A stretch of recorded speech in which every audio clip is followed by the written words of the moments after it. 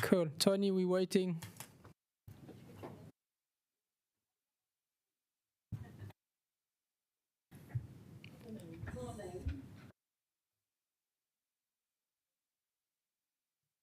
Cool. Thank you so much. And today we got about 45 minutes of presentations, and if you have any question, you can ask it in every. We got about 5 sections, so Giselle is happy to stop after every session presentation, so you feel free to ask questions. But before we go to that, I'll ask Andy to do karakia for us. So, reminder.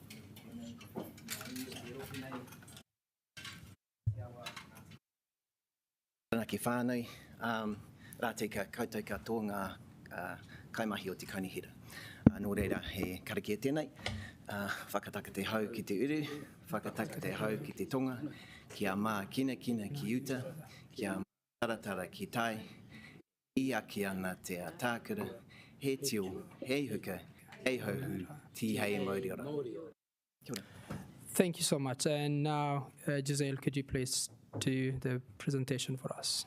Yes, kia ora, councillors. And can I just check, Emily, have we got people online? Because one of our staff should be coming, who's not well, should be coming online. Yes, we have Matt online, but no councillors at this point. Okay. And we are live streaming this too. Councillor Pennant online. So Councillor Pennant just joined. Welcome. Thank you for the words of welcome, and it's my pleasure today to talk to you about Tini 2030, which was a seminal strategy passed by the Council in August 2021. I'll be speaking today, but so will my team. So I'd like to introduce Sophie Jerram, Stephen Blackburn, Andy Lowe, and online is our newest member, Matt Tuffin. And I'd like to say, because the kumara never speaks of its sweetness, how privileged the Council is to have the leadership team that is in Creative Capital, who are all leaders of the sector and have joined the Council from various CE positions, leading huge projects in the city, deep commitment to Wellington, and that's because they actually understand how important local government is in the lives of the sector that they've given their own professional lives to. Many of you will know these three. I don't think you'll know Matt Tuffin. Matt has joined the Council from 20 years in the international film industry. He's been working around the world with Weta Digital, now Weta FX, most recently on the Avatar productions, and so his coming into the team has expanded the skill set we have around international film, which of course is such an important sector for Wellington in particular. The objectives are today just reflecting the fact that the Council passed this strategy in the last triennium, and so there are councillors present who do not know the strategy and weren't involved in it, and there were councillors who were seminal in seeing it pass and who engaged with the community during that time. So we are planning an agenda which reflects that. And in the first instance, I'll be talking briefly about what makes Wellington and what is distinctive about Wellington's creative community. We'll be talking about what the sector asks for through the long engagement, what the Council's role is, and then the last 2 sections of presentation are Ahutini at a glance, what does it really mean, and what's going on at the moment, what will be coming up. So Ahutini 2030 is a 10-year strategy. It was built with the creative sector and it was passed by the Council in August 2021. It gives a new direction for cultural wellbeing in our city. And what it did was there had not been a review of the policy that was passed in 2011. So it reviewed that strategy. In 2018, the Council adopted some core Ahutini principles, and together those elements came to make the new Ahutini 2030. There was an extensive and lengthy engagement period between the creative sector, between the councillors on the Council at the time, and between Council staff. And as a result, the creative sector can see themselves in this strategy, and it was widely supported. In fact, 40 organisations were present online because we were in the days of COVID when the strategy was adopted. And I think for the creative sector, they see it as recognition by Wellingtonians and by the Wellington Council that the creative sector is important to this city. But of course, the strategy and what was planned is shaped by and is a response to the big picture that is Wellington's creative ecosystem. So in the same way that people who make wine talk about the characteristics of wine being shaped by the soil of the region, so too does New Zealand have distinctive cultures in its cities that shape the way the creative sector operates. And I'm going to spend a little bit of time talking about what is distinctive about Wellington. Now, in that context, I'd like to acknowledge, of course, the fact that councillors have a wide and deep experience here.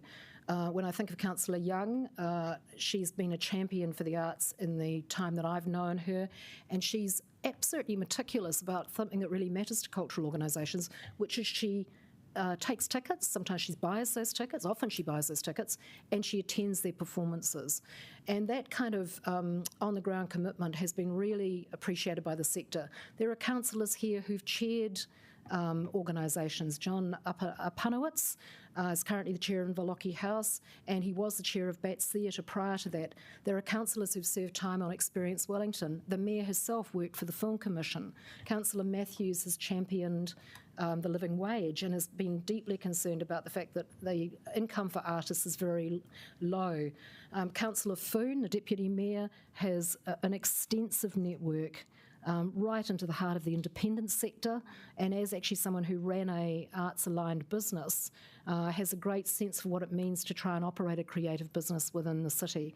And Councillor Brown, of course, is not just on the board of the National Opera, but he's also the chair of CCAT, which is Cuba Duper, and it's the Fringe.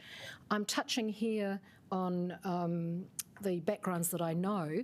I could also reflect the fact that I think there are people who have music degrees, there are people who've served on the Experience Wellington board, and of course there are people who have cultural backgrounds that are at the heart of our Tini. So we have Chinese, we have Ethiopian, we have Irish, we have Maori. We as a council and as staff reflect the modern Wellington, and all of that poured into what we thought we were doing with our Tini and wanted to do.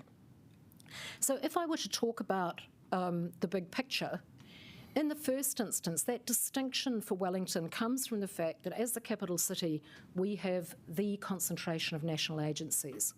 These have been established in the city since the earliest days of colonisation in the Pākehā structure, and that's because, of course, the settlers coming into New Zealand valued institutions, and our longest standing institutions like art galleries, orchestras, date from, I suppose, a set of values that came from other countries.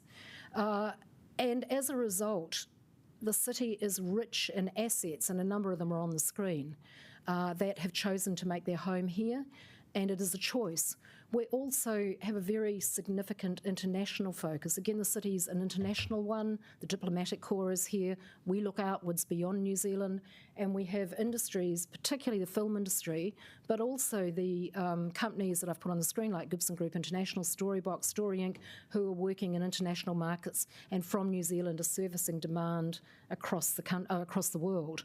We're very important in the gaming industry, with the largest gaming company in New Zealand sitting here. All of these are creative sector entities. And then on the right, you're seeing a whole bunch of producers and creative producers who produce work from a Wellington base. So we're strongly concentrated in people working nationally and internationally. At the same time, we also have local organisations, a number of which the council funds, who are committed to a Wellington base and choose to operate from here. I've made a list on the left of all the individual artists, and you could add more. Last night and this morning I thought, oh, I haven't mentioned jewellers, I haven't mentioned ceramicists. So that list could extend. We have community infrastructure, and here I want to reflect on the fact that for Māori there's a whole set of infrastructure running which is different from the sometimes more visible Eurocentric infrastructure which tends to dominate, or has dominated for decades, the city and the central government's cultural discourse. We have local producers. We have, of course, major events and festivals, and we have small ones which occur across the city. And those festivals can be ethnically determined, so the Korean community may come forward, or they can be determined by a kind of orientation around, for instance, the rainbow community. So the question of what community is diverse in its understanding. We're also blessed with exceptional tertiary depth in our tertiary training institutions. I've listed here the fact that we have 2 universities and a very strong polytech who are actually training the creatives of the future and the creative managers of the future. Wellington is known to be New Zealand leading in a number of these fields that are on the screen there.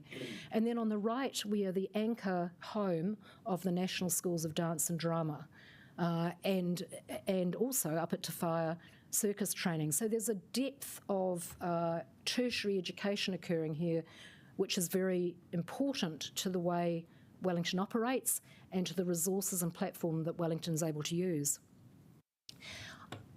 Those previous slides present them as if they're standalone pillars, but probably the key thing I'd like to say about the way Wellington works is that all of these entities are in a weave, a web, a network.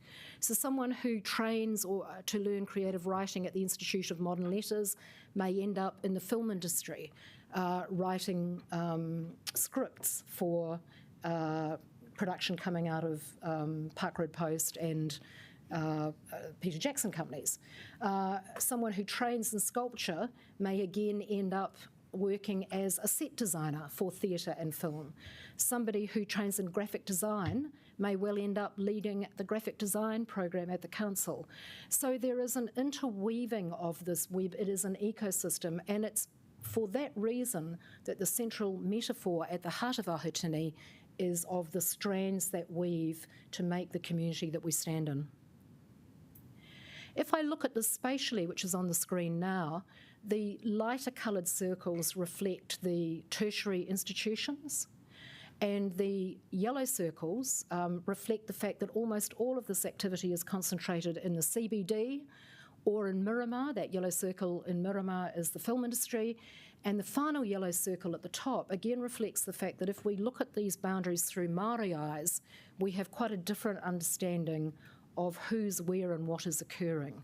So again, our world is to think in terms of diverse cultures and to understand that the lens you bring to this depends on what you are drawing on. And so, for instance, the significance of Pororua and the communities that sit around the Kapiti Coast in a regional sense are very important to the creative producers sitting in Wellington.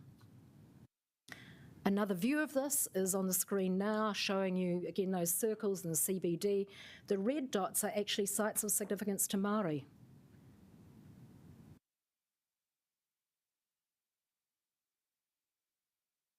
And then crucially, of course, if we start to focus in on that CBD, what has wonderfully been built for us is a walkable concentration of cultural sector entities. And if one thinks of, for instance, Washington, D.C., where you see, and I'm bringing this up now, where you see, think about the Mall with all of those treasure houses, the Smithsonian sitting around it.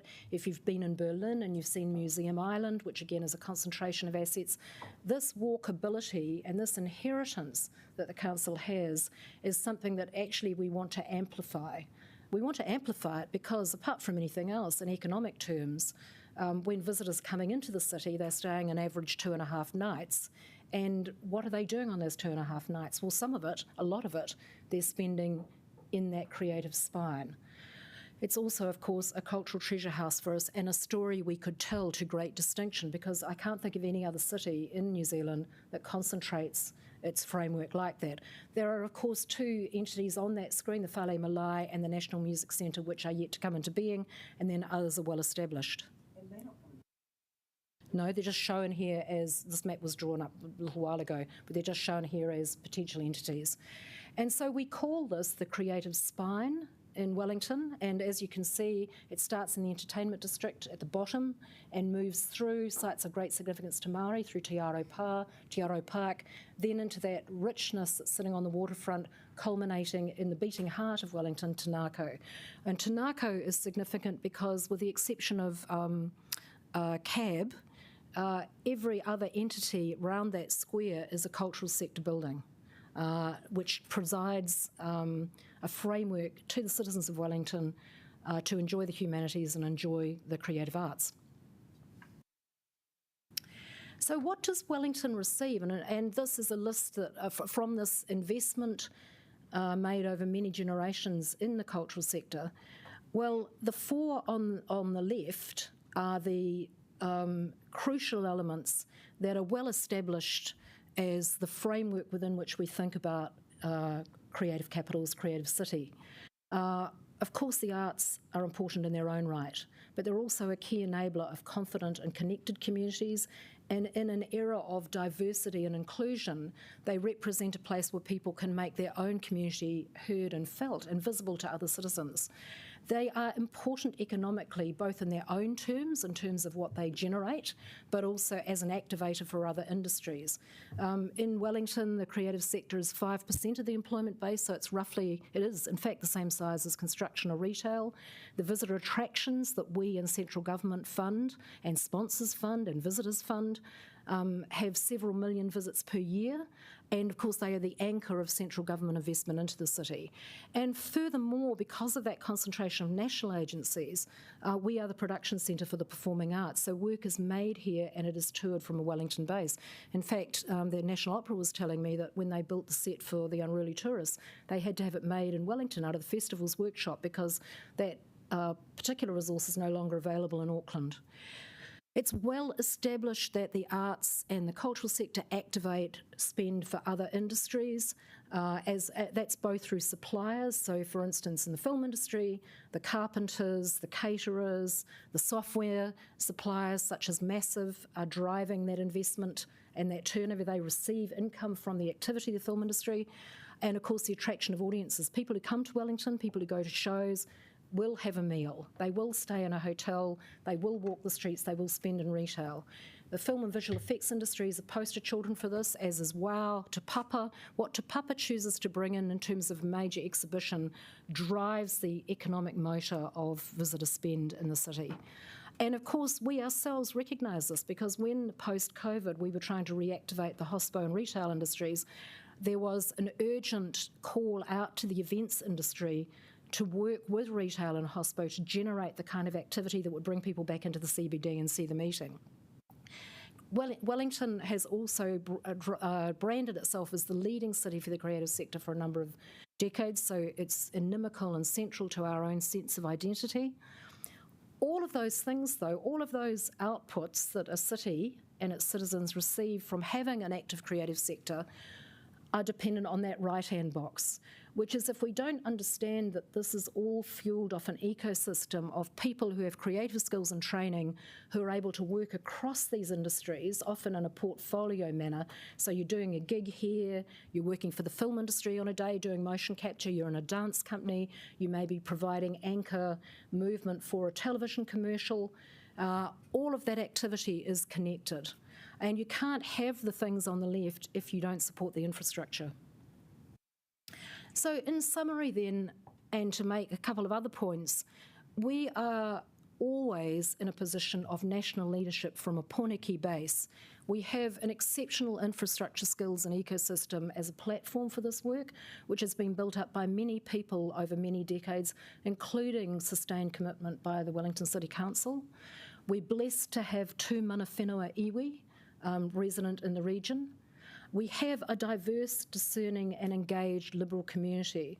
So in general, arts participation in Wellington outperforms that of other cities. We are a city that engages with our arts and loves our arts, and actually through the producers of the city, people have been exposed to a level of sophistication and quality in art forms that again is second to none in New Zealand.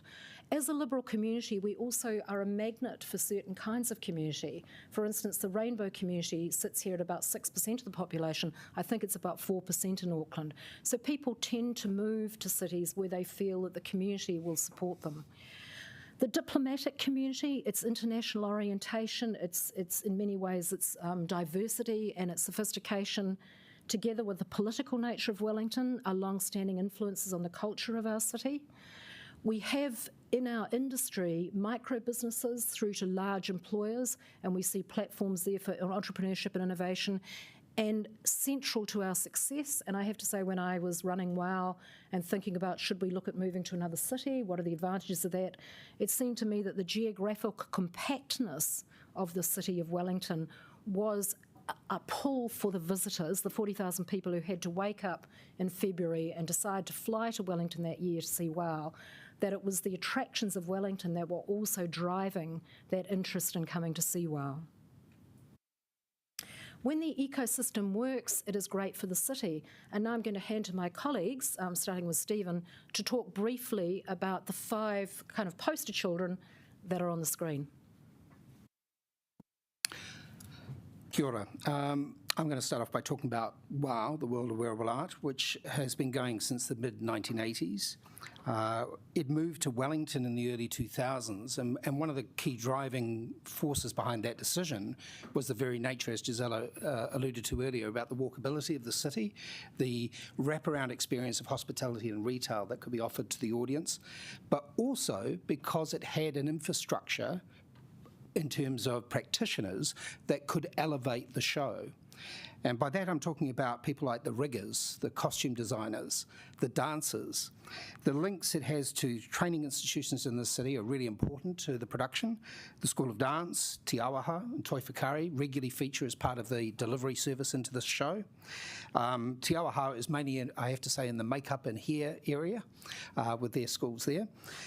It also brings an economic impact of around $26 million during its event, which is larger than an All Black Test to the city. And this is due to its attendance figures, which last year was 65,000, which is the highest it's had yet. It's grown year on year since it moved to Wellington. And 70% of that audience are from out of Wellington. So it's a huge economic impact driver. It relies on the level of skill of the practitioners based here, which has helped drive the show and the quality of the experience. A lot of the riggers, for example, that work on the show who are based here in Wellington are actually ex-Cirque du Soleil, and they work mainly in the film industry. That's where they make their money, and then they come and do WOW for fun. They certainly don't earn a great fee for it. The Circo Arts that Gisela alluded to with the Circus Hub, that's actually been driven very much by WOW being based here, which has driven the idea of having a circus school, because here's an opportunity for Circo artists to actually practice their craft.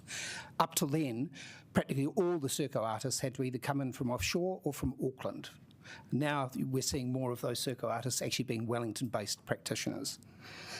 And the walkability of the city that Gisela alluded to is a key driver for this event as well, for the wraparound experience that it gives the audience. Now I'll hand over to Matt to talk about the film industry. Kia ora, koutou katoa. Can you all hear me there? Yep. My apologies, I can't be there in person today, but I will keep my cough and germs on the other side of the harbour in Eastbourne. Ecosystem. We know that the central government film incentives attract Hollywood blockbusters and large-scale TV shows. Having Hollywood blockbusters like Avatar choose to call Te Whanganui Otara home means local crew who graduated from the film school, hired a studio at Poiponiki and had their short film premiered in the film festival, now have the opportunity to develop and grow under the best film technicians in the world. And they get the chance to do that here in Wellington. So we've all heard facts about Avatar. It was the most expensive film ever made, the highest grossing film ever made. It took over 50 years for a sequel to come to our cinemas, yada, yada. But here are some of the stats on why Avatar was so important for Wellington. From 2017 through until 2023, over 1,400 New Zealand crew have been contracted, with around 1,100 being Wellingtonians. The Avatar sequels worked with over 2,000 individual outside vendors, e.g. caterers, construction, beauty professional services. Drilling into some of those numbers, there were over 322,650 meals prepared during filming, with local food being sourced from local providers. Over 426 copies made. I can tell you firsthand, there were some extremely long days. Adding some of these numbers together, it totaled 147 million being spent by production on Wellington-based businesses, excluding weather effects. I will hand over now. I believe it's Sophie. Thank you very much. Thanks, Matt. At quite a different scale, I'm just mentioning the Vogelmorn community and the precinct where, with a partnership between community and council, the space, which consists of a hall and the bowling club, has become a kind of an incubation for both film, theatre and particularly music of recent times, and a small kitchen is allowed for the flourishing of Damascus, the restaurant now based in Tory Street, and a new restaurant, Smoked and Pickled, is in the card. So that kind of project has, I think, huge potential for the city in terms of potential for other suburbs as well. The idea of fostering at a local level in conjunction with community, and we see that as part of this wider ecosystem. Thank you.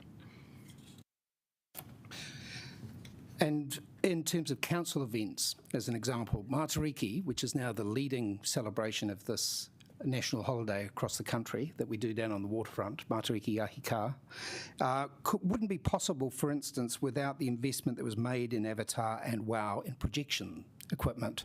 Now we can do incredible projections, as you saw on Te Papa last year. We also use performers from the training institutions that I mentioned earlier that WOW also use to drive the event. And last year we saw an attendance of around 60,000 to the waterfront across the weekend. So it's become a huge nationally significant event as a result of that infrastructure being able to feed into it, which is incredibly important to the city. I hand over to Andy. Well, tēnā tātou. Just declaring conflict of interest, I am on the Te Papa board, just so you know. So Te Papa is dear to my heart and has been for many years. As you know, Te Papa is critical to the cultural and arts sector in Wellington and for the whole country. It's the second most popular activity, apparently, for visitors after walking the streets of Wellington. For every dollar that the council invests in Te Papa, it generates $41 for the city. Te Papa adds 91.3 million to Wellington's GDP figures, and that'll be more than now that Kina's in the mix. Te Papa has around 700 staff, so that attracts professionals from not only all across the country but internationally, which then feeds the rest of the cultural and arts organisations across the country and across Wellington, not only in galleries and arts environments but also in the film industry and those kinds of things that we've been talking about. As you know, Te Papa has been a leader in biculturalism and started driving that in the early days before it opened in 1998, but it continues to drive Te Tiriti-based innovative practices. Matariki was celebrated there 20 years ago and has continued to expand until the holiday this past year. So Rangi Mātātua is kaimahi there, and there's a new spirit store, which is not a wairua store, it's more a chemical store for the wet collection is going to be established in the Hutt Valley as well. That will be a leading environment in terms of bicultural science. So Te Papa really supports the incubation of professional staff, as I said, who can then percolate out through not only the national community but also internationally. I was one of those at Te Papa Kaimahi for 14 years, who became a CEO of a regional museum and now on the Te Papa board. So it continues to lead our international reputation in the cultural sector and particularly around its bicultural practice, and it's really, really important to this current city. And the story of Matariki here is very interesting because it was at Te Papa that Māori came forward to build the modern platform that has now become, 20 years later, a public holiday for the country. So it is out of the incubator of creative entities emerges this kind of flow of elements that we then get converted in many different kinds of ways. I'm going to pause briefly here because we're going to move now to more specific information about our Tini, but are there comments, again, from your own experience or that you'd like to make about the nature of Wellington's creative sector as you've experienced, or questions you'd like to ask? Cool. Dan? Yeah, look, I'm just Thank you, and I appreciate a number of you come from different backgrounds, but I'm seeing those backgrounds appearing as the highlight. So, like Te Papa, like Vogelmorn, wow. And I'm not saying they're not, but I also know there's other aspects in our city, and I just hope that we are being broad enough, but also making sure that we're not focusing on our own little babies. So I'm just, that was just something that struck me. The other aspect that struck me when you were talking about diversity, I didn't see ethnicity being there.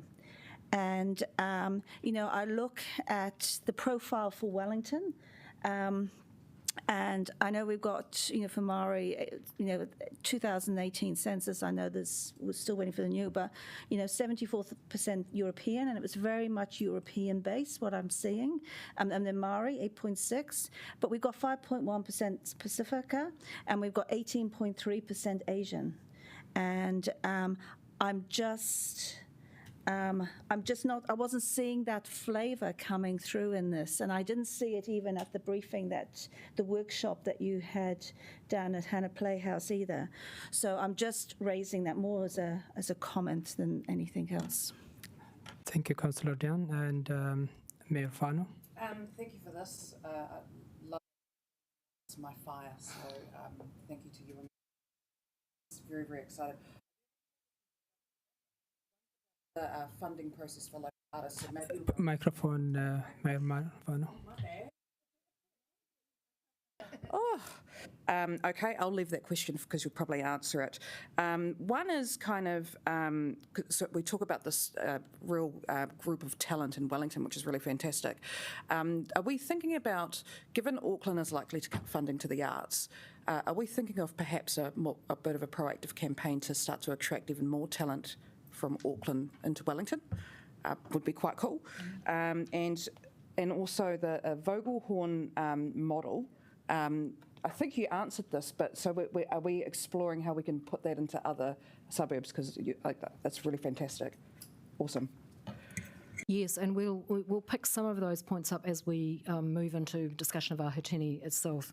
At the heart of Aho Tangata, which is one of the platforms we'll be discussing, is of course the recognition of diversity of the Wellington community. Let me proceed then to the second item on our agenda, and the first item was the longest. Okay, so they won't all be as long as the first one, which is we. Suzanne, do you wanna? There are a few questions more. Oh, I'm sorry, I didn't see that. Yep. So Laurie, and then Tony. Oh, just quickly, and thank you. And I just want to recognise that actually you did pull in diversity, and actually that was first and foremost, particularly around the toi pōneke conversation. So really thank you and the team for that mahi. My question is actually around the music community. Like sometimes I find their voice missing in our work, and I just, you know, we had it pointed out that they were more entrepreneurial in a way because they're just selling tickets. But yeah, how much connection have we had with the music community through Aho Tini and ongoing? Yes, music's such a big span, isn't it? From the independent music to the big concerts like M&M through to the symphony orchestra, for instance, and New Zealand School of Music. And there's a mashup occurring. Again, it's an intersection, it's a web, not those are there and those are there. The independent music venues have been interesting. During the COVID time, we actually worked with the independent music venues to keep their doors open by supporting the artists to play in them. Again, it was an integrated strategy around driving hospitality and retail, hospitality in this case, also making sure the independent music venues could survive, but targeting our support to the artists that they would normally employ. So I think there's more conversation to have here, really, which is to do with what makes a successful set of businesses in the city for the creative sector. And in the platform Aho Mahi that we'll be talking on briefly, I think that's a piece of work we should attempt to understand better. Tony. Yes, thanks for explaining it. And it is, Wellington has got a very special, I think Wellington's got a very special centre. I want to be a wee bit of a killjoy at the end. I'm just wondering if you have any concerns about the proposed changes to the central city around the area, which is this key area around the loss of parking that's proposed to be, possibly going to come up in the next year or two. And do you think that will have an impact on people's ability in the city and tourists to get access to all this great stuff? I think two things here. I think there are, the creative sector has a number of businesses, and those businesses, like any business in the city, are affected by changes to parking zones, to loading zones. And the businesses that are concerts are in the business of having people drive in to attend those concerts at night. So like any of the other businesses in the city, there are implications as council undertakes this transition that impact directly on them, and we're aware of those, and often not necessarily our part of council, but other parts of council are dealing with those people in the same way that they deal with other kinds of retail operations. In general, I think the question of the changes in the city and the fact that we've got a long program of construction going on and the difficulty of navigating the city through that, which I imagine everyone who drives a car is experiencing at the moment. I think the council's intent to create a sense of aspiration about what will be coming and how it will make for a better city is equally true for the creative sector. I mean, they would want to be engaged in these discussions, both in their own terms, but also in terms of what they might contribute to help citizens navigate this period of disruption. Cool. I think what we do is I'm just going to give only Ray, and then we're going to go to the next. I'll just give you later on because we can't now. It's the time is going. Ray, and then we're going to move on. Thanks very much. Very impressive presentation, thank you. Councillor Randall and I attended the meeting of the Multicultural Council this week, and one thing that was brought up there was that 2 years ago, they had an ethnic group, advisory group with the council, and they met with council sort of once a month. But that was put on hold when COVID came along, and it's actually never been reinstated. So we want to sort of have a look at that, but it is correct. Councillor Ray, so what I want is just, I think that is a bit got its own background. Yep. And I want us that to leave aside, and if you want to question specific to today's topic. Yep. Okay. So my question is that, following on from what Councillor Calvert said, was that how can we actually make the city more welcoming to the other ethnic groups? I mean, as you said, they account for 18%, and when we go to these meetings, they feel that they're actually being left out of activities in the city. Yep. I think you put your questions through, and do you want to comment? Well, your questions, particularly around diversity, actually reflect what we engaged with during the period of putting our Tini together, because these are very real issues to lie on the table, aren't they? Who gets recognised? What voices at the table? How do we respond to that? And so we're going to talk now about what was sought by the sector as part of that engagement process. In the first instance, I've painted to this date the extraordinary hand that Wellington has to play in the creative sector, but there are specific tensions. One is we have a struggling ecosystem. We know from the engagement that while we are exceptionally good at training people or educating people in the creative skills that then go on to fuel industries, it's much harder to hold on to them. And that's because we don't have an industry base for many of the art forms that require an industry base, that aren't just sole practitioners. The biggest example of this has been the impact of the loss of television to Auckland and the impact that has had on professional theatre. So almost every actor will, or theatre maker will have what we call a portfolio career. They'll be doing a play here, a voiceover here. They'll make money on television or advertising that they can then supplement their much lower wages in the theatre. Once television moved, we saw a departure of the acting community and professional theatre making to Auckland. Wellington has continued to produce it, but it's much more of a struggle than it was. We also have, of course, the fact that we're a smaller market. So we have that wonderful engagement of Wellington audiences and their willingness to come, but we are inherently a smaller city. And so you have only so many people, and we face increasing competition from big international productions for the entertainment dollar, if you like. Another dynamic that was raised with us, and this continues to be ongoing, and people will be well aware of this at this table, is we are losing habitat in the central city, if one looks back to when I started my career in Wellington in the 80s, the explosion of creative ecosystem that was occurring then was fueled in part by access to cheap spaces within the city. There was warehouse space. People could put a show together, they could use them to make large sculptures. They had the means of production sitting inside the city. That, with the changing pattern and demands on housing and infrastructure, that has dried up. It's much less available than it was, and when it is available, it's much more expensive. We also reflect the traditional pattern that occurs across the world, certainly in Western countries, whereas artists and art making makes a suburb sexy or a centre sexy, prices rise up, they become gentrified, the artists are forced out. So both of those patterns are very visible in the city at the moment, and to that we might add a contraction in available stock because of global sea change, climate change, the kind of, when people like the arts sector are seeking cheap spaces in which to work and cheap spaces in which to build community and coffee bars in which to have those conversations that fuels a Taika Waititi or it fuels a Brett McKenzie, that culture that existed, that is under strain, and it was said to us during the engagement that it was under strain. And then finally, of course, as we broaden the message about diversity and inclusion, as we bring more voices to the table, if funding levels don't reflect and expand to increase that diversity, then all you're doing is splitting existing levels of funding more thinly. It's called in the arts the salami method of funding, death by 1,000 cuts, and that is a factor when we don't increase our funding to keep pace. We see that occurring, and at the same time, of course, every arts organisation in the city is facing the same cost of delivery increasing. Do we keep pace with that? There are some CPI adjustments on some of our funding, but not on others. So in effect, we ask organisations to do more for less in real terms than was the case. This is not just true of the Wellington City Council, it's true of every funding agency across the country. Thanks, Gisela.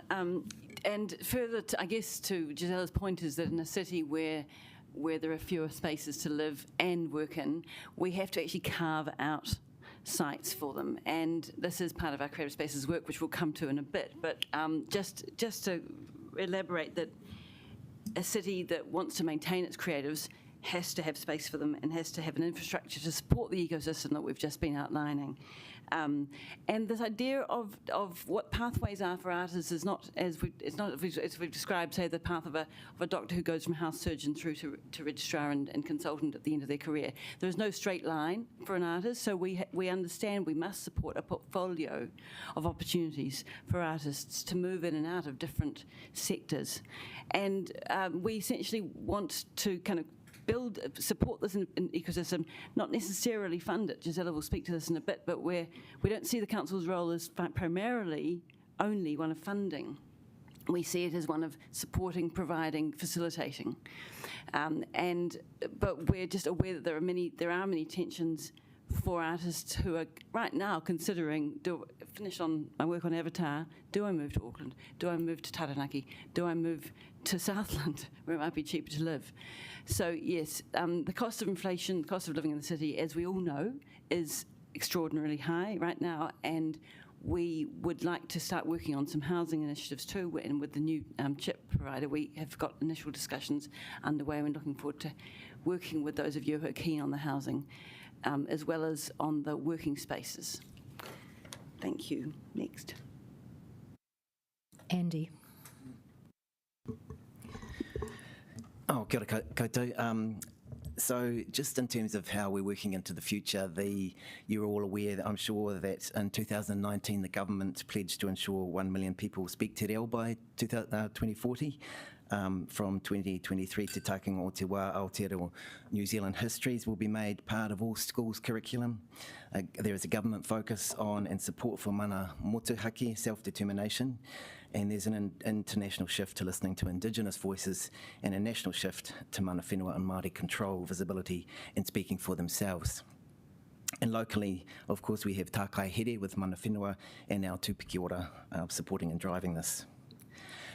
To your point, Councillor Chung and also Councillor Calvert, within Wellington, the focus on ensuring that multicultural and multi-gender people with disabilities are considered and included in all activities, including the arts.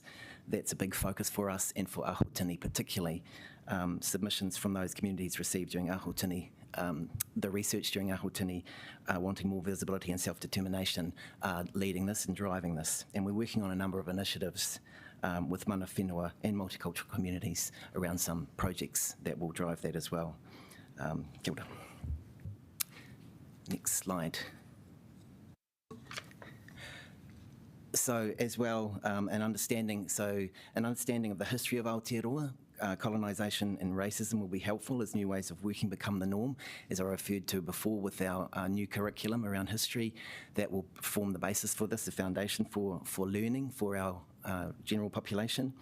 And arts organisations will need to have built and keep building trust and work on handing over control.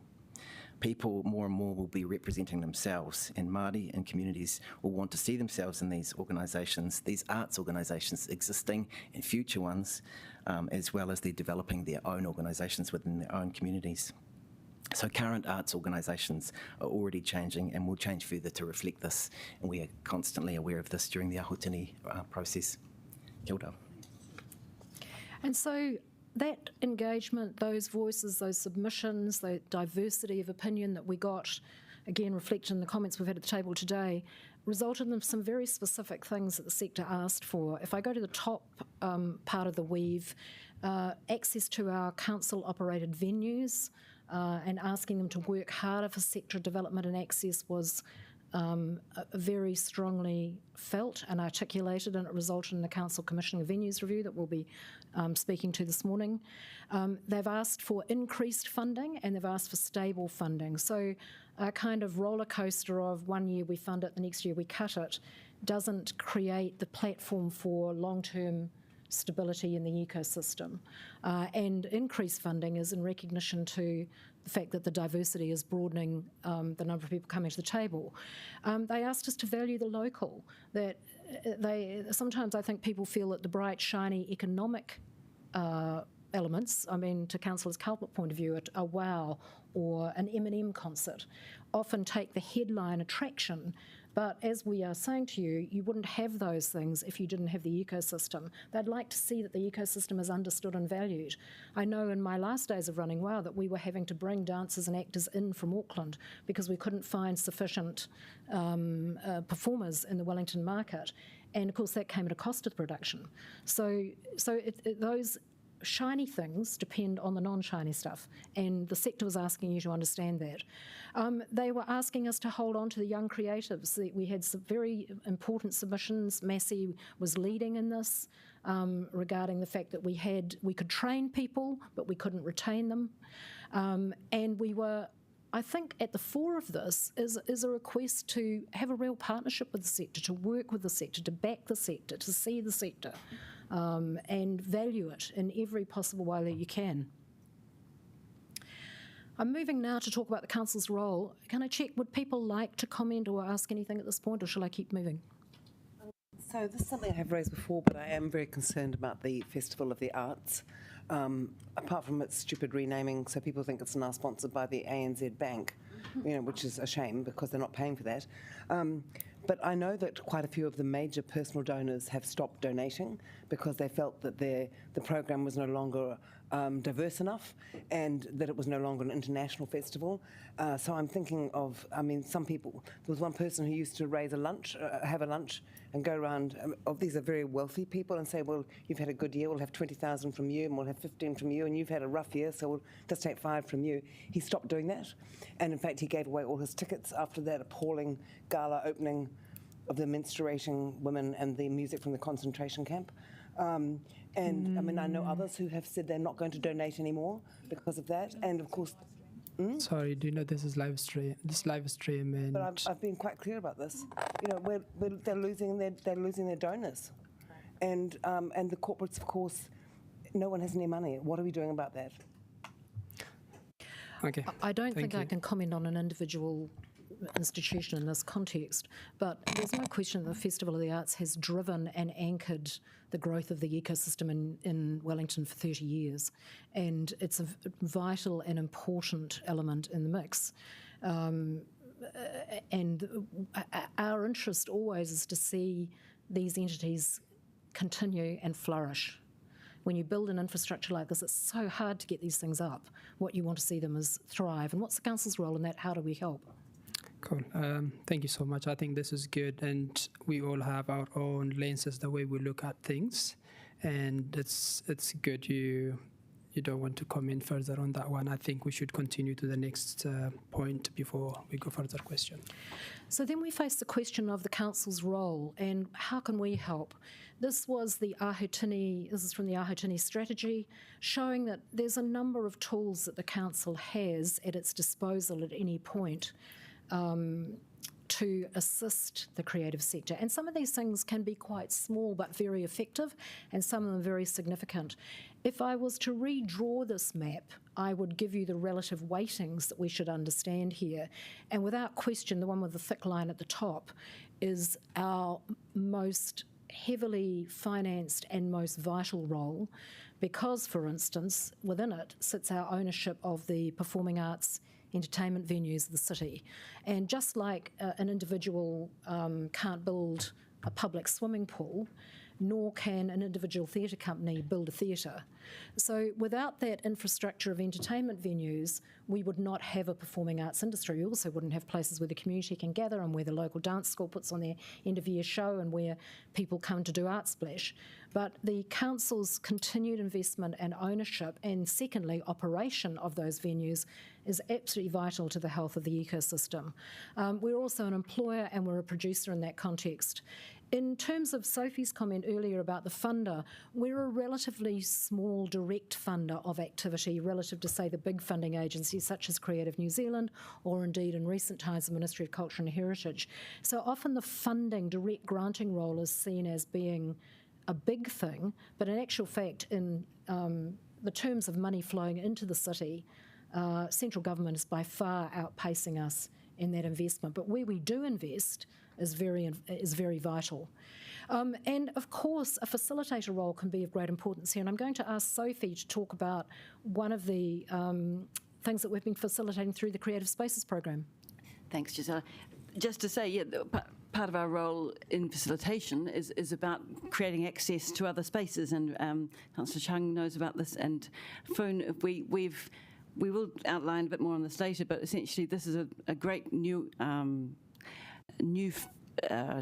announcement really to be made, whereby the Conch, which is a Pacifica theatre company who've been making over COVID times award-winning films, we've just facilitated them to have access to the Cook Islands Society Hall sitting in the town belt. And we're really pleased that after a long time of getting to know each other and developing relationships, I guess, between these two parties, there will be a partnership in the town belt in the building that we have some access over, but is actually owned by the Cook Islands Society. So it's part of our action plan that the Pacifica community is recognised, and we're very pleased to have had this as one of our achievements to date on that creative spaces role. And it speaks to the reuse of council venues. I mean, we have, I think, 200 leases in PSR. So how can we make these spaces work harder? It doesn't always have to be a new build. And strategically, we are, with our colleagues in other parts of the council, looking at what are we currently doing and how can we make it work harder under Ahutini. So moving then to Ahutini at a glance. Sorry, Councillor Dan, what I will do is, I'm conscious of the time, so I'll let her, Giselle, to go to number 4, and then we're going to do together and save your question, and then I'll give you an opportunity. So, as you know, the strategy passed, and the strategy is built on 4 platforms. I'm going to ask Sophie to comment on these briefly. I mean, you've probably seen the strategy yourself, but particularly from the sector, we heard four things, and our amazing policy team pulled together, I think, a very comprehensive strategy, which we're still feeling it's very relevant now. Our tangata is very much about representing a more inclusive, accessible portfolio of support, and representing communities as well, not just ones in the CBD, but also looking at communities in all their forms. Our hononga is very much about a partnership with mana whenua and Māori artists.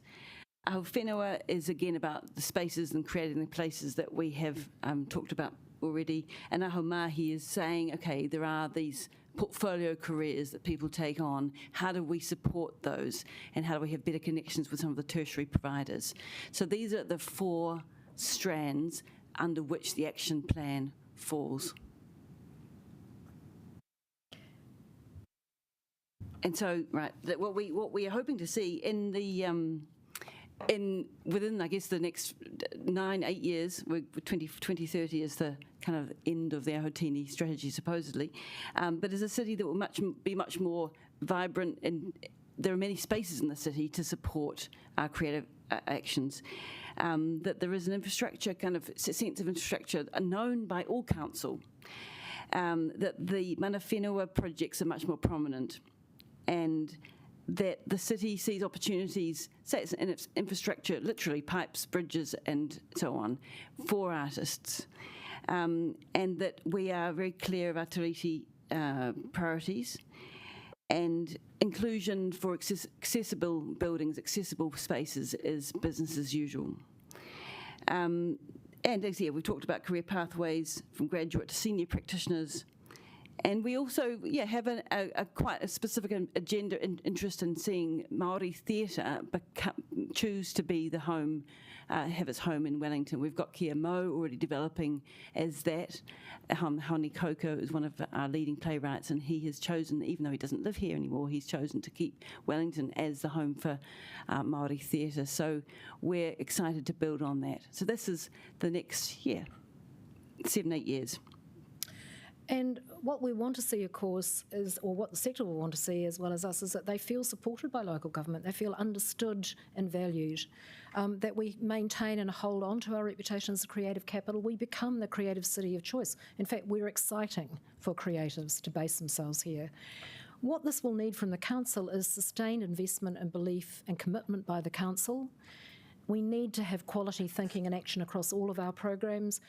If we don't pay attention to the ecosystem, and if we only pick and choose, then we won't achieve it. We need to make sure that the rest of council picks up the Tini goals. I mean, I run a staff, I think, of about 17.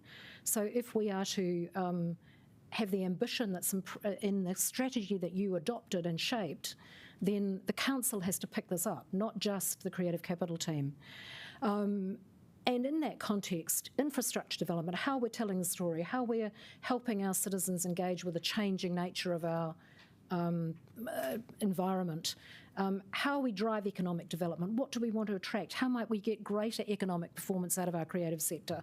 Those are all things we should be considering across the council. And then that we work in good faith, that having said we stand up for you, we see you, we value you, we love the benefits you bring our city, that we back ourselves on that. So finally, just addressing now briefly what's been going on and what's coming up. And of course, I'm not focusing here on the business as usual work. I mean, we have the City Arts team, the City Events team, Te Matapihi, the Ahatini team. So there's a whole bunch of work that various councillors will be familiar with. I'm just picking here various highlights or big projects. And my colleagues will speak to these.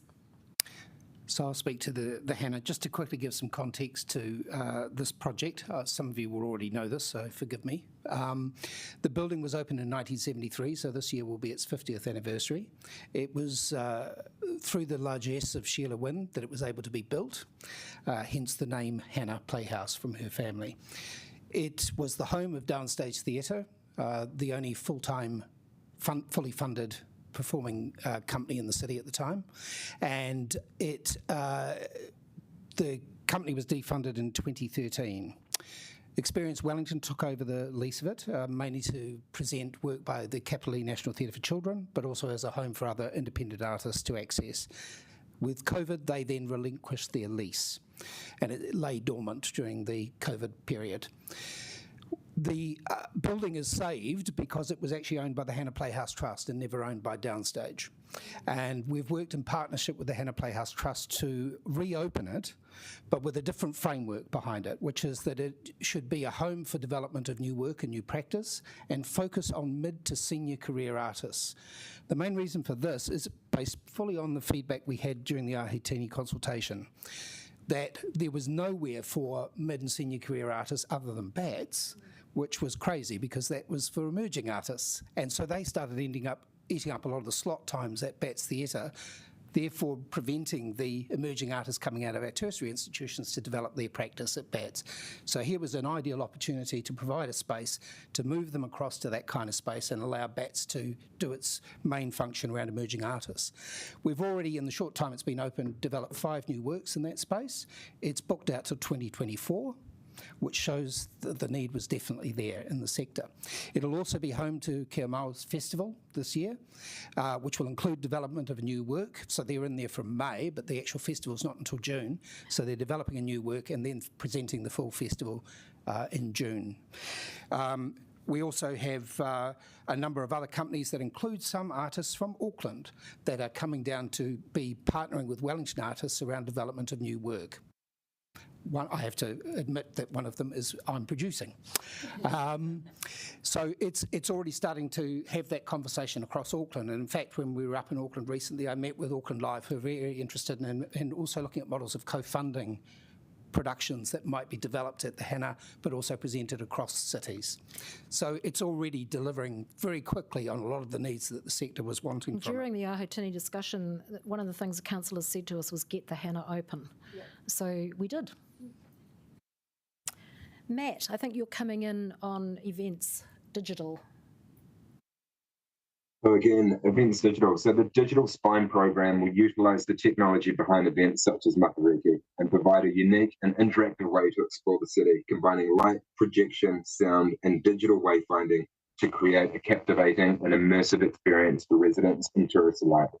Our city is alive with the possibility of art around every corner. Handing over to Sophie for creative spaces.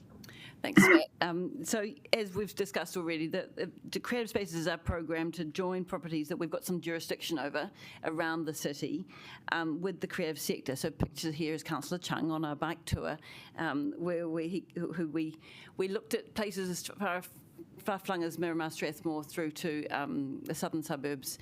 And we didn't quite get to the northern suburbs, but there are plans once the bike routes are better to investigate, because essentially we have, as Gisela said, over 200 properties in the portfolio that we have some jurisdiction over that we can turn into creative spaces. As Gisela alluded to earlier, we are a major holder of portfolio of venues across the city.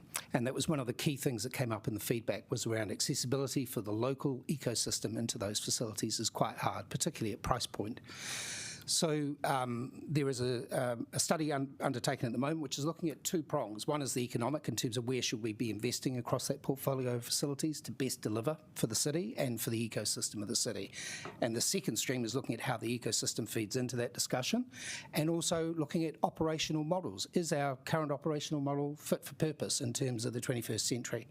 It's looking at case studies internationally. We also have brought in a specialist consultant from the sector, Greg Innes, who has extensive experience in venue management both here and internationally.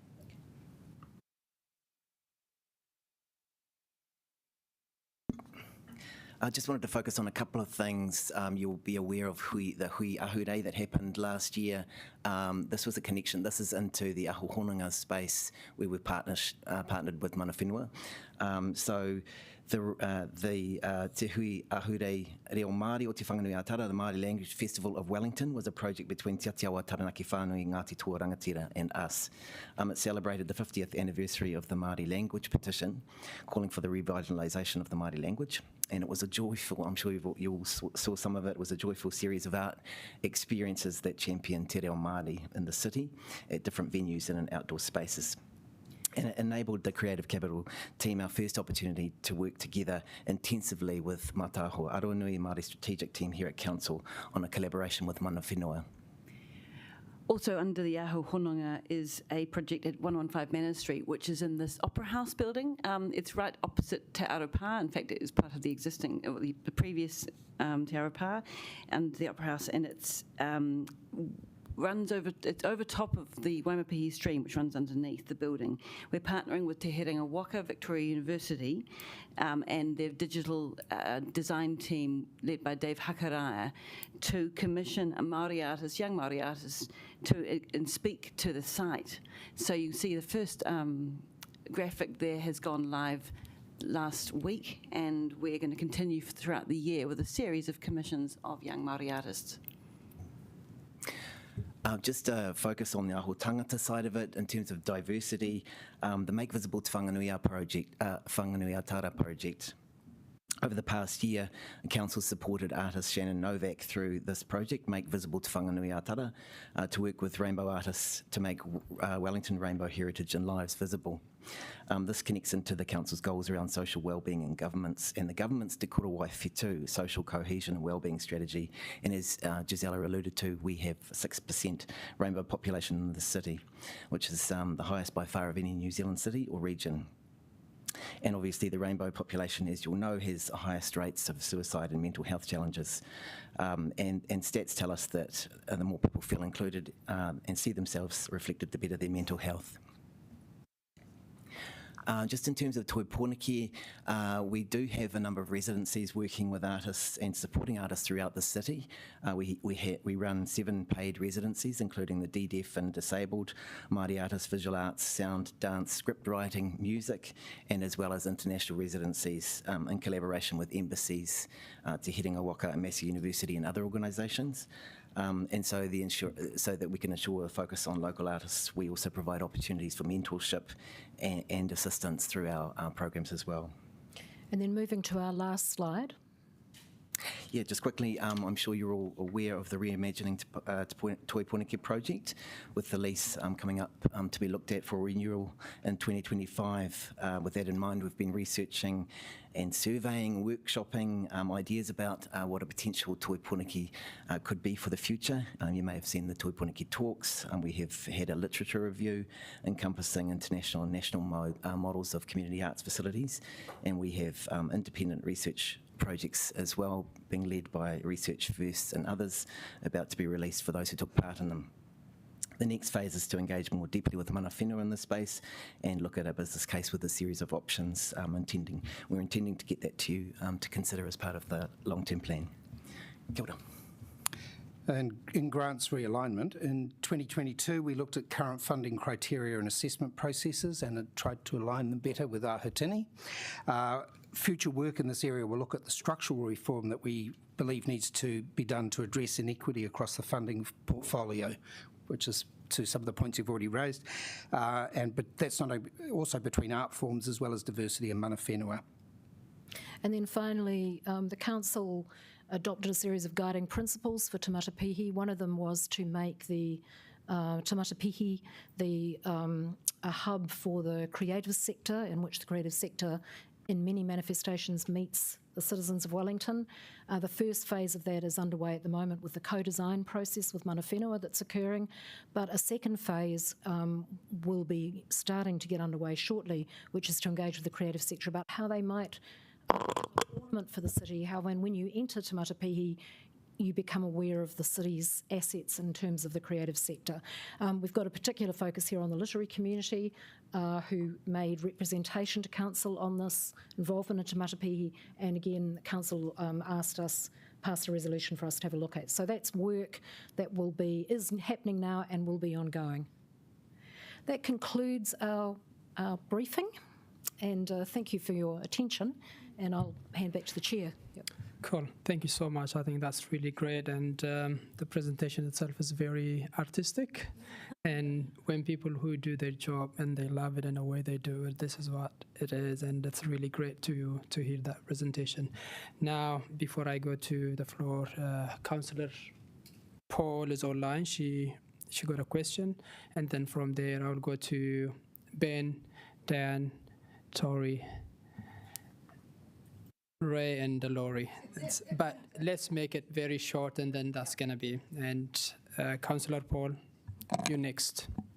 Cool, thanks, Chair. Yeah, kia ora koutou. Hey, I just really wanted to acknowledge the Te Tiriti component of Te Aho Tini. I think it's really strong and shows you've put a lot of mahi into this. And particularly, I just wanted to thank Andy for your corridor. It shows a real deep understanding of why it's so important to prioritise the voices of mana whenua from a Te Tiriti perspective. And it's great to see you working with Kia Mau. I was interested to know if you guys had spoken to Toi Whakaari, and particularly the tauira, the students at Toi Whakaari, about what will support them in staying here after they graduate. Yes, I've had several meetings with Toi Whakaari about also linking the Hannah Playhouses in an extension classroom, particularly for their BPAM students. And they've also invited me to go up and talk to their students about pathways, which I'm doing, I think, in the next term. Cool. And I just had one other question, and it was about a nightlife strategy. I wondered whether, because I've been working with the independent music venues lately, and they've talked a lot about the people that are going to watch live music shows, the spend per head is really low. And I sort of wondered, what are we doing to look at kind of giving people alternatives to drinking in the city at night? You know, do we have some kind of a strategy to have like arts activations or live music and all of those kinds of things that give people an alternative night out? Yes, the nighttime economy, of which the creative sector is such a significant driver, is in our minds, and also as is the work that Creative Melbourne did around the problem area that they had, which was like Courtney Place, and what they discovered if they created, this is 20 years ago, if they created non-alcohol focused activations, then the nature of the area changed. And so we've been missing obviously the Reading and missing the St James, which dumps at 10 o'clock at night a group of sober patrons into the streets. So this is in our mind, and I think listening to the conversation today, I think we will also give some more focus to the independent music discussion. Yeah, as you know, Councillor Paul, there's been a back channel on this in relation to one of the ventures that you brought to our attention. So I think we hear you on this. Yep. Fantastic. Cool, thank you. And I just want to put a quick plug in for the whariwaka and just hope that that's being considered as part of the strategy too, because I know that there's some struggles going on there. So, and yeah, we see it as a vital anchor in that creative spine. So the presence of the whariwaka on the waterfront is an absolute asset for the city. Yep. Thank you. So what we do is, I think, to be fair, just one question and then follow up, and no more than 2 questions for each. Ben, you are next. Okay, thank you, Ben. And Councillor Dan? Albert. Yeah, look, I'd really like you to have allowed a bit more time for questions because I appreciate you're artistic. I'm not necessarily artistic, but I know the money has to come from somewhere. And I really want to know is how well are you performing? Where are we at with this strategy? We're 2 years in. What progress have we made? We've got 17 people, obviously, in the team. So I really want to know is what we are doing as a council, because we haven't got a bottomless pit of money. So, no, it is because please do not interrupt. Councillors, what I will do is, Councillor Calvert. I really want to know how we are performing. Councillor Calvert, I think it's very fair what you're trying to ask, but it's very important to be framing it in the way it's respectful for all.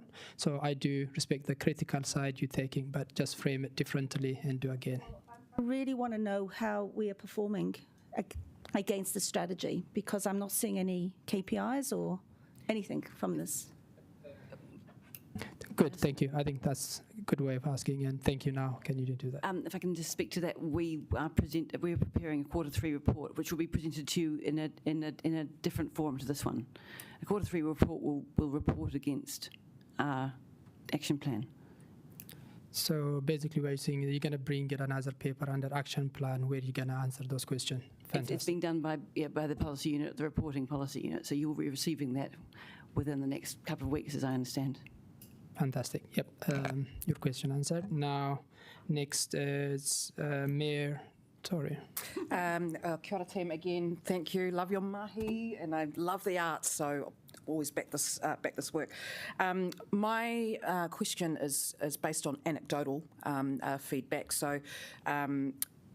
Obviously, we have our grants funding and pot of funding, as does other places like Creative NZ and so forth. I've had a couple of kind of community artists say they find, not our process, but the overall access to funding a bit confusing. And so this is not a council issue, but I do wonder, is there a way that we can assist in educating or streamlining the process so they know where to go for funding? Might be an opportunity.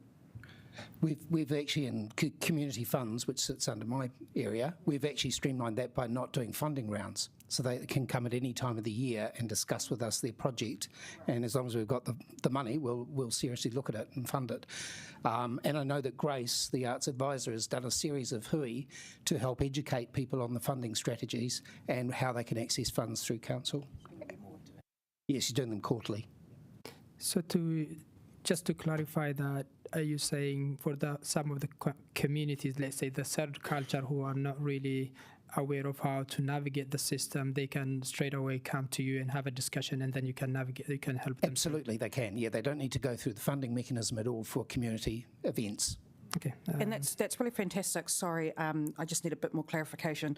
So does that include educating them on funding that might be accessible elsewhere? Because it's what I'm hearing is that it's quite again, it's not a criticism of our system, it's just overall. Yes, I think, I mean, I have to say that a number of us, when we took these jobs, swore that we would never work in funding again, and yet we are. So this is a miserable conversation, isn't it? Because it is very stressful for the sector at the moment. I mean, Creative New Zealand's been having to run a cut-off where, if you haven't got within a certain time frame, your application isn't considered. Such as the demand. And as we broaden the definitions and bring more voices to the table, if we don't increase the funding, you don't want to make it the Squid Games. That said, we are not the Squid Games, and actually it's not just us, it's our grants funding team, which sits with community services, who do a lot of pastoral care in this area. Also the staff, Grace Huerty, for instance, who's just joined us, comes from Creative New Zealand. All of us know our funding oats and we are able to provide that kind of advice. But the reality of there's not enough funding for the aspirations of the sector, individual artists, is a reality. Yep. Yep, that's a good question. And can I just next go to Deputy Mayor Phelan? Oh, I've got lots. But probably the one I have is around the venues review coming in. So I'm just a little bit, can you give me some clarification, because I know Wellington NZ did a venues review a few years back. So what is the difference between the one we're doing? And then the next question is, I know that helping artists, as you've outlined, to utilise our venues, when will we expect an answer for that?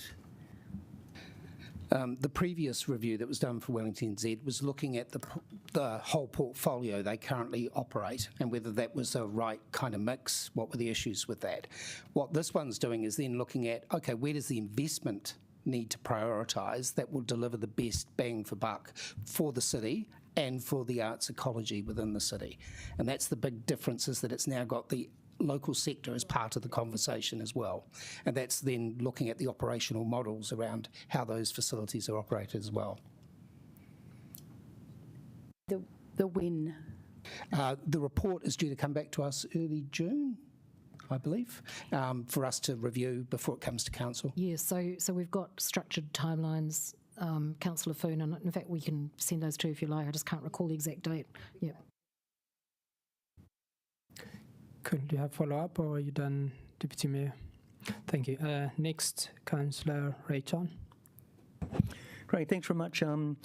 Sophie, first of all, thank you very much for taking me on the tiki tour around Wellington, showing me all these different venues.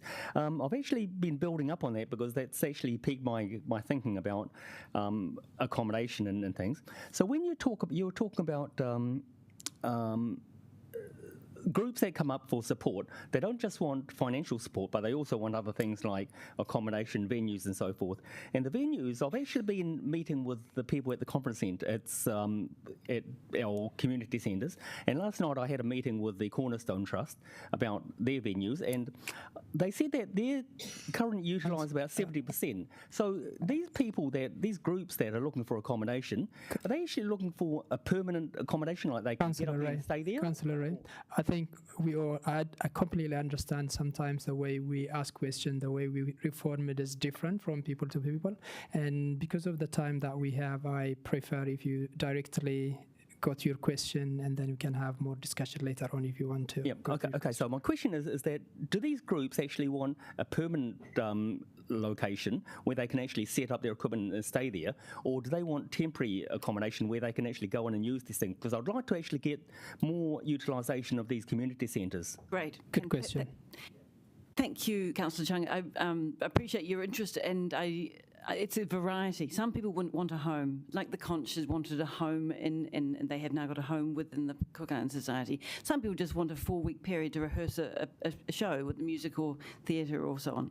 And some people would like to store their assets in some way. So there's a variety of needs, and we're trying to obviously address those. Now, one of the major issues with utilising other community spaces is that, say a sport, a code, which is meeting every week, doesn't want to have someone's theatre props lying around when they come in once a week. So we're trying to align kind of regular weekly use with like block bookings, and we're trying to identify sites. In fact, we have identified a few sites that we can utilise, say, for 2 or 3 months at a time, and it's playing jigsaw really with these sites, but we're working closely with PSR on those buildings.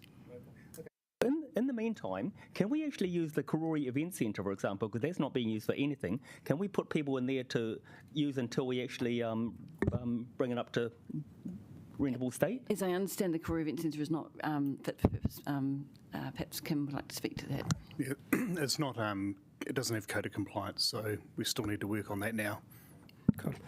Fantastic. So I think this is it for today, and thank you so much for an amazing presentation, and thank you for councillors for the constructive and positive contributions. And we look forward to see you, and thank you. Thank you. So we're done, and someone can close the meeting for us with karakia. Andy, can you? O ka nui te mihi ka koutou katoa, he mihi nui ki a koutou, kei rungi te whakaata, kei konei rātou ki a koutou katoa ngā kaunihira. Nō reira he karakia tēnei, kia hora te marino, kia papa paunamu te moana, kia tere te karohirohi, he huarahi mā tātou, aroha atu, aroha mai, ti hei maurira. Kia ora koutou. Kia ora koutou, thank you.